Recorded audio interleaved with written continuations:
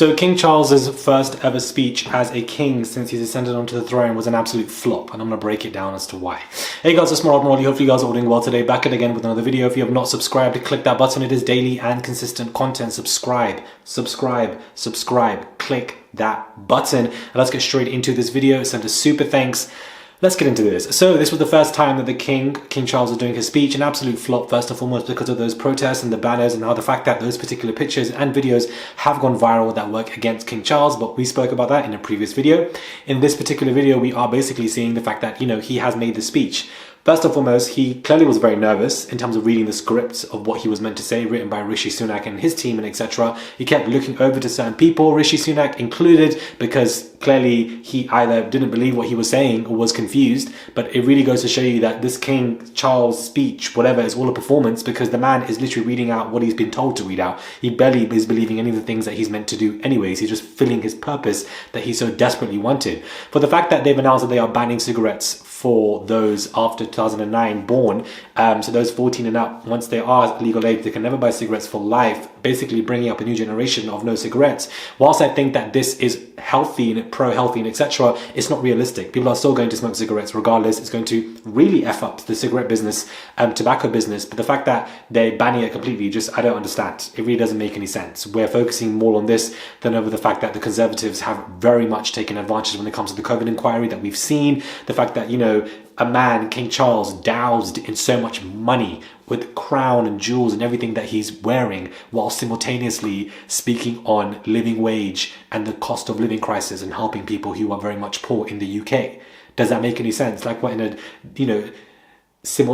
dystopian. That's what we're basically in. How can a man who is rich off the public, rich off the hardworking taxpayers, saying, oh, whilst wearing all of this stuff, we're going to help those in the living cost crisis? It's an absolute slap in the face. It's a mockery. That's what it is. And I definitely did not care for what he was saying in the speech.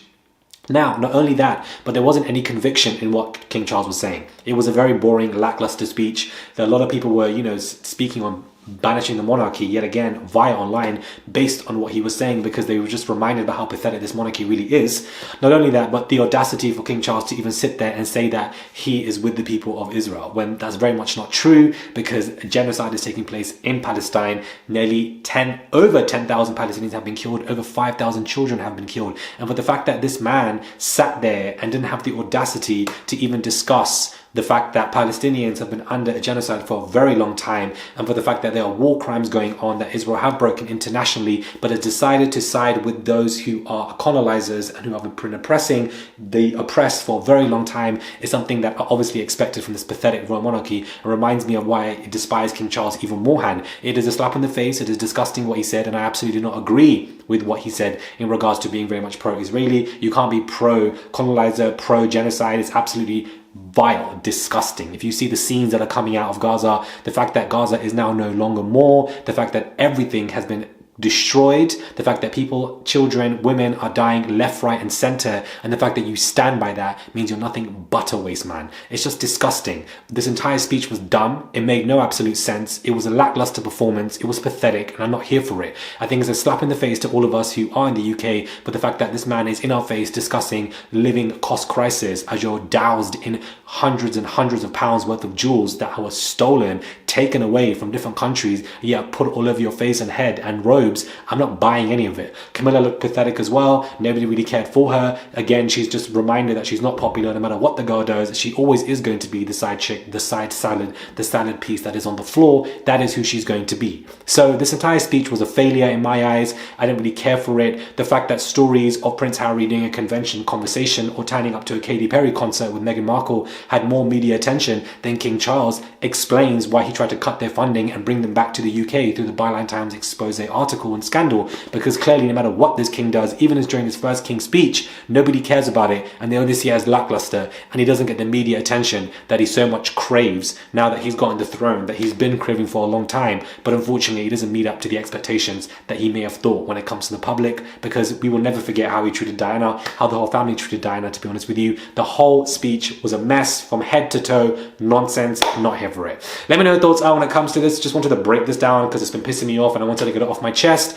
head over to my Instagram. I would appreciate it. I've just uploaded a picture at Murad_Marali. If you guys want to subscribe, send a super thanks, comment down below. I speak very fast. I also apologize for that as well. And my lighting has just turned off. But the show must still go on. So here we are.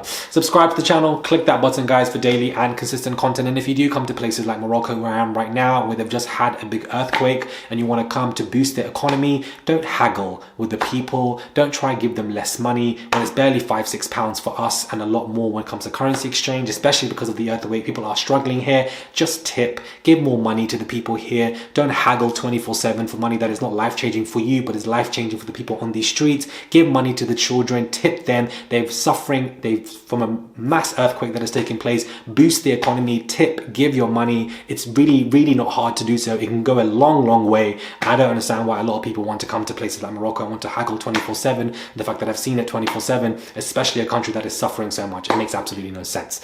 Subscribe to the channel, click that button guys for daily and consistent content. Subscribe, and I'll catch you guys soon for another video. Rant over.